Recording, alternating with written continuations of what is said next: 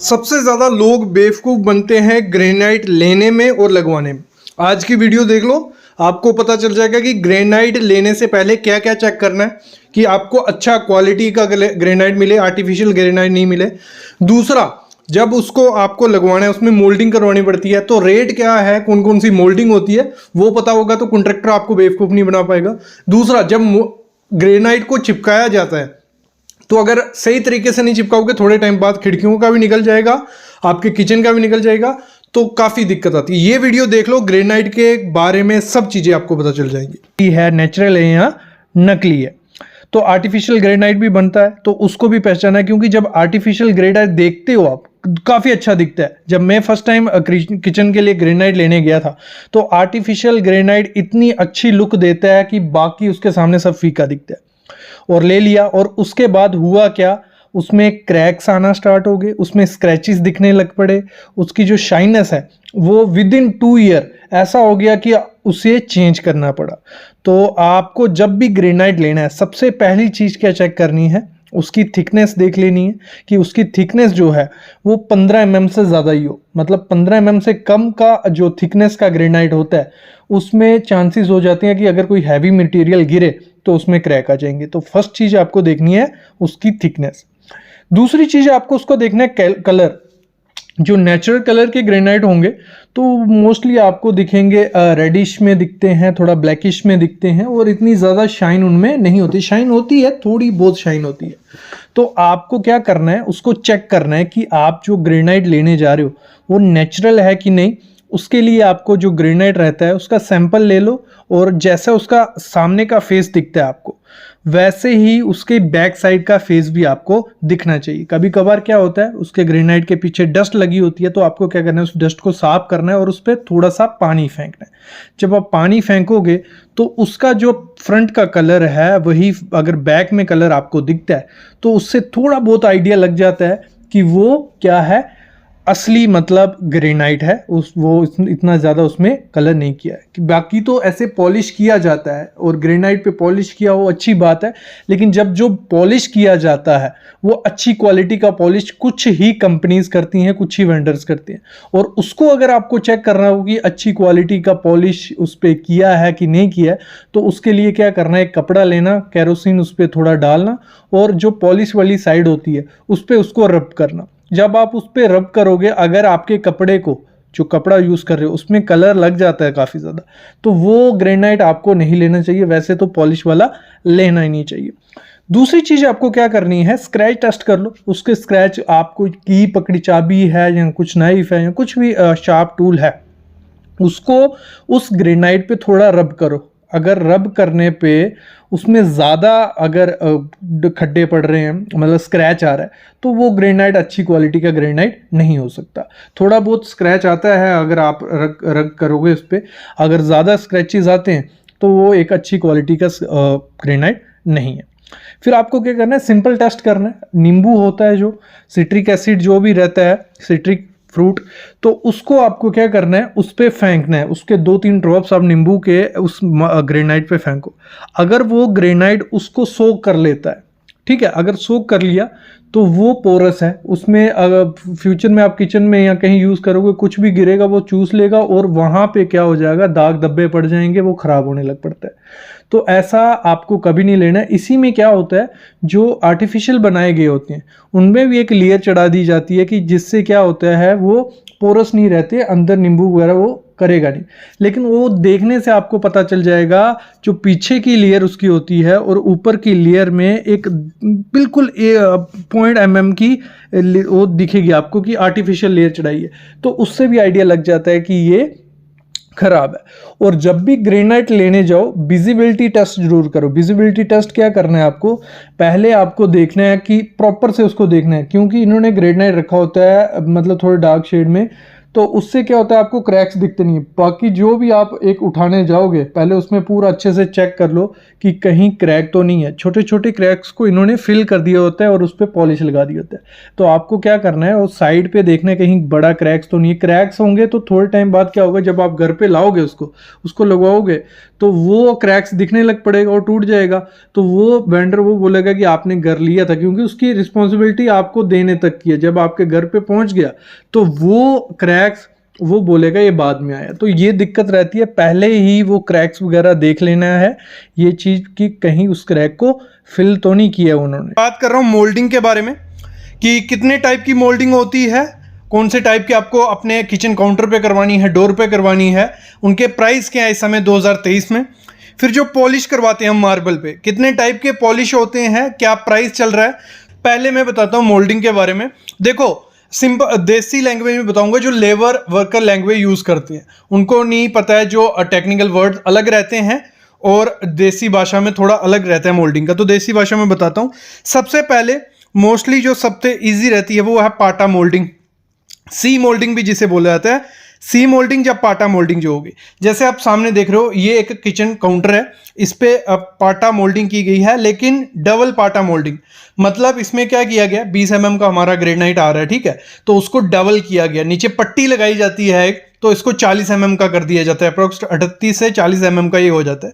और इस पे क्या किया गया, पाटा मोल्डिंग की है, सी मोल्डिंग भी की जाती है। तो इसको देखने में काफी अच्छा लगता है, ऊपर का एज छीला जाता है, नीचे का एज छीला जाता है, प्रॉपर से उसको स्मूथ किया जाता है, पॉलिश कर दिया जाता है। तो इसका जो इस समय रेट चल रहा है वो है 160 से 170 रुपया रनिंग फीट। किसका, इस मोल्डिंग का। ये जो सामने आप काउंटर टॉप पे मोल्डिंग देख रहे हो, क्या आपके एरिया में अलग भी हो सकता है, आपके 180 भी हो सकता है, 150 भी हो सकता है, ये आपके एरिया में, और इस पे डिपेंड होता है। अगर ये मोल्डिंग आपके घर पे आके वो मशीन से कर रहा है पूरी ये मोल्डिंग, तो उसमें रेट थोड़ा 10-20 रुपए ज्यादा होता है।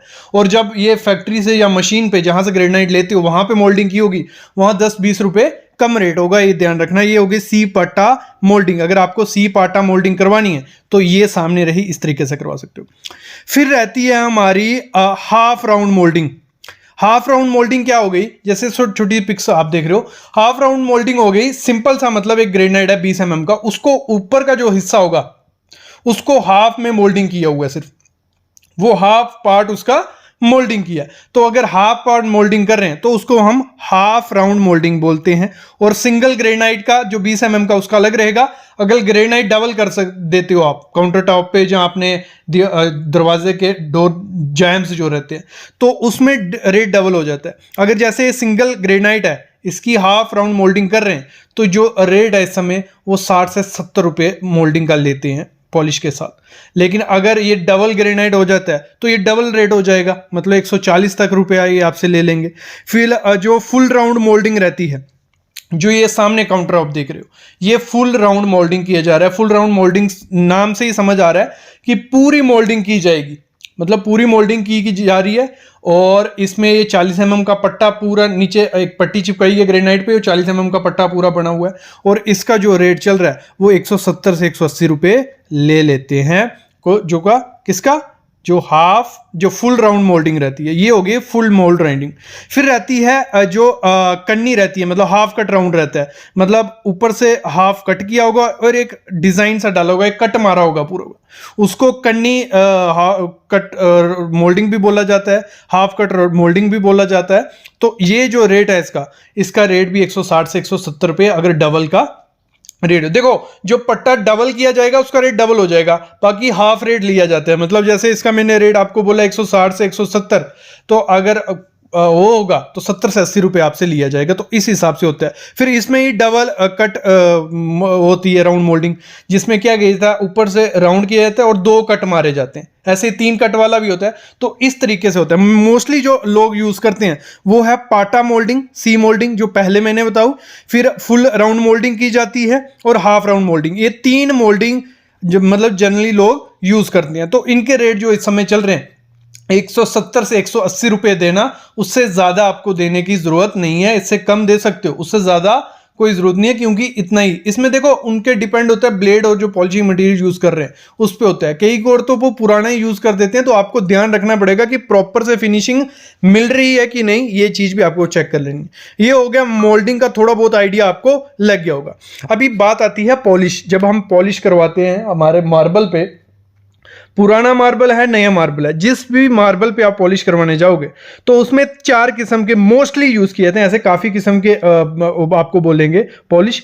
तो हाफ ग्रेनाइट पॉलिश रहेगा जिसमें ग्रेनाइट की पट्टी यूज करते हैं, हाफ ग्रेनाइट मार्बल पॉलिश इसको हम बोलेंगे। क्यों ग्रेनाइट वर्ड क्यों यूज हो रहा है? जो पट्टी यूज की जाती है वो ग्रेनाइट की होती है। Full granite marble polish, diamond marble polish, Italian marble polish. पहले हम समझते हैं हाफ ग्रेनाइट मार्बल पॉलिश। जो हाफ ग्रेनाइट मार्बल पॉलिश होता है 10 से 12 रुपए पर स्क्वायर फीट आपसे लेते हैं। कितने? 10 से 12 रुपए। सिंपल तरीके से किया जाता है और इतनी थोड़ी बहुत शाइन उसमें आपको दिखने लग पड़ेगी। जो पुराना मार्बल रहता है मोस्टली उस पर हम कौन सा करते हैं? हाफ ग्रेनाइट मार्बल पॉलिश करते हैं। और फुल ग्रेनाइट मार्बल पॉलिश हमें नए मार्बल पर करनी चाहिए, काफ़ी अच्छी शाइन उसमें मिलती है। वो 20 से 25 रुपए पर स्क्वायर फीट आपसे ले लेंगे मार्बल पॉलिश का। 20 से 25 रुपए अच्छे से अगर पॉलिश उस पर हम करेंगे। ये नॉर्मल पॉलिश की नहीं बात करूं, अच्छे से पॉलिश करना है, नहीं तो आपको 10 से 15 रुपए करने वाले भी मिल जाएंगे। फिर आता है डायमंड पॉलिश। ये अच्छी पॉलिश है, मतलब अगर आपने मार्बल पे खर्चा किया है 150 से 200 रुपए पर स्क्वायर फीट मार्बल लगाया है तो फिर मेरे ख्याल में तो डायमंड पॉलिश ही आपको करवाना चाहिए। वो थोड़ा कॉस्टली हो जाता है, 40 रुपए से, मतलब अप्रॉक्स 40 से 45 रुपए पर स्क्वायर फीट आपके ले लेंगे कि डायमंड पॉलिश करने में, क्योंकि उनके जो ब्लेड्स लगते हैं वो काफ़ी महंगे होते हैं उसमें पॉलिश में लगाने के लिए। तो फिर आता है इटालियन पॉलिश। ये इटालियन पॉलिश तो मतलब मार्बल से महंगा हो जाएगा, क्योंकि 50 से 60 रुपए पर स्क्वायर फीट लेते हैं। अगर आपने घर में अगर इटालियन मार्बल लगवाया तो उस पर अगर आपको पॉलिश करवाना है तो आप इटालियन पॉलिश कराइए, 50 से 55 रुपए पर स्क्वायर फीट के हिसाब से ले लेंगे। मतलब 10 बाई 10 का कमरा है तो आपका 5 से 6 हज़ार रुपया तो सिर्फ पॉलिश करने का उसको खर्चा आया था। और जब इसका पॉलिश किया हो एकदम मिरर लुक देता है, मिरर की तरह आप दिखेगा, आपकी शक्ल आपने नीचे दिखने लग पड़ती है। ये हो गया पॉलिश पे। फिर आपके मोल्डिंग की अगर मैं बात करूं, आपने देखा होगा कई जगह बर्फी मोल्डिंग बोली जाती है, रोप मोल्डिंग बोली जाती है। मतलब क्या किया जाता है, 2 ग्रेनाइट के पीस में एक पट्टी डाली जाती है, कलरफुल पट्टी, काफी कलर सी आती है, रोप पट्टी भी बोला जाता है उसको और बर्फी कटिंग भी बोला जाता है। तो इसकी जो मोल्डिंग की जाती है, इसमें एक पट्टी डाली जाती है और दोनों तरफ ग्रेनाइट होता है। उसको आप डबल मोल्डिंग करवाओ, उसको आप पाटा मोल्डिंग करवाओ, उसको आप हाफ मोल्डिंग करवाओ, लेकिन ज्यादा डबल मोल्डिंग करवाई जाती है। तो वो काफी ज्यादा लोग आजकल प्रेफर कर रहे हैं। तो उसको जब मोल्डिंग करवाना होता है आपको, तो वो थोड़ा खर्चा आपसे 210 220 रुपए पर RFT। और मोल्डिंग हमेशा ध्यान रखना रनिंग फीट में होती है। कितने? रनिंग फीट में। जो पॉलिश होगा वो हमारा स्क्वायर फीट के हिसाब से लिया जाएगा, मोल्डिंग हमारी रनिंग फीट। जो मैंने रेट आपको पहले बताया 160 170 150 वो रनिंग फीट के हिसाब से। पत्थर से भी ज्यादा मजबूती है, अगर इसे लगाओगे तो आपका ग्रेनाइट कभी नहीं निकलेगा। तो आज मैं बात करने वाला हूं, सब लोग क्या करते हैं, भले वो विंडो का फ्रेम है, भले वो डोर का फ्रेम है, आजकल ग्रेनाइट का ट्रेंड सा चल चुका है। सब लोग अपने डोर का फ्रेम जो है वो ग्रेनाइट का लगवा रहे हैं। भले वो किचन का डोर है, भले वो बाथरूम का है, बेडरूम का है, या किचन का काउंटर है, कुछ भी है, ग्रेनाइट और मार्बल बहुत ज्यादा यूज किया जा रहा है। लेकिन उसको लगाने और चिपकाने का वही साधारण सा पुराना तरीका ही है, जहाँ सीमेंट से या किसी नॉर्मल साधारण केमिकल से उसको चिपकाया जाता है। और होता क्या है, उससे थोड़े टाइम बाद वो निकल जाता है। और घर की कंस्ट्रक्शन में सबसे बड़ी गलती आजकल यही किया जा रहा है। देखो, हमें जो मार्बल मिलता है, जहाँ भले ग्रेनाइट होता है, उसका जो बैक का सरफेस होता है बिल्कुल स्मूथ सा होता है। अगर आप डायरेक्ट सीमेंट या कोई भी केमिकल लगा के उसको चिपका दोगे वो थोड़े टाइम बाद निकल जाएगा। जहाँ जब हम उसको जो फ्रेम होता है उसमें डोर लगाते हैं, जब डोर उसको बार बार लगता है तो वो निकल नहीं निकल है। आपने हजारों लाखों रुपए उस पर लगाए होंगे, वो बिल्कुल पैसा आपका बर्बाद हो जाएगा अगर ये सोल्यूशन नहीं अपनाओगे। तो आज की वीडियो में मैं एक ऐसा सोल्यूशन आपको दूंगा, एक ऐसा तरीका बताऊंगा कि आपके जो फ्रेम है, विंडो के है, डोर के है, किचन का काउंटर है, वो सालों साल तक नहीं निकलेगा। एक बार वो सोल्यूशन, वो केमिकल आपने लगा दिया तो वो पत्थर की तरह मजबूत हो जाएगा और पूरी लाइफ आपको कोई चिंता करने की जरूरत नहीं है, क्योंकि वो जोड़ कभी निकलेगा ही नहीं।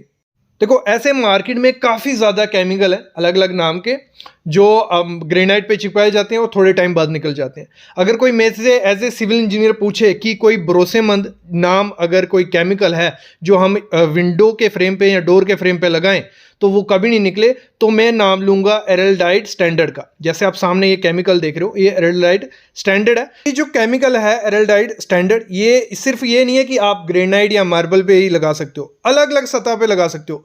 भले वो स्टोन है, पत्थर है कोई वहां पे, रबर है, रबर की सतह पे, वुड, जैसे ये सामने आप देख रहे हो सीढ़ी पे हम ये स्ट्रक्चर बना रहे हैं वुड का, तो इसको भी किससे चिपकाया है? एल्डेहाइड से।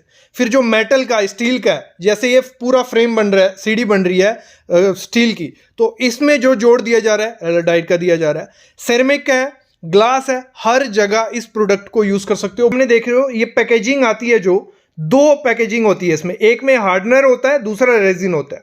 दोनों को आपको लेना है, सेम प्रोपोर्शन में होने चाहिए, मतलब 1:1 का प्रोपोर्शन होना चाहिए, यानी कि आपको जितना आपको हार्डनर लेना है उतना ही आपको जो है रेजिन है वो लेना है। दोनों को अच्छे से मिक्स करना है, और मिक्स अच्छे से करना है, इस तरीके से मिक्स करना है कि जो मिक्सचर होगा वो दुधिया सफेद सा आपको दिखने पड़ेगा, व्हाइट सा हो जाएगा। जब मिक्सचर आपका व्हाइट सा हो गया तो उसके बाद जिस सरफेस पे भी आपको लगाना है उन दोनों जगह को साफ कर लेना है। ठीक है, दोनों सरफेस साफ कर ली, उसके ऊपर दोनों तरफ जो ये हमारा केमिकल है एल्डेहाइड स्टैंडर्ड, इसको लगाना है और चिपका देना है। और उसको जो भी प्रोडक्ट होगा जिस पे आप चिपका रहे हो 8 घंटे के लिए उन दोनों को छोड़ देना है, और उसके बाद इसकी जो पकड़ बनेगी वो पत्थर सी बनेगी। आप उसके ऊपर चढ़ जाओ, आप उसको खींच लो, वो कभी नहीं निकलेगा।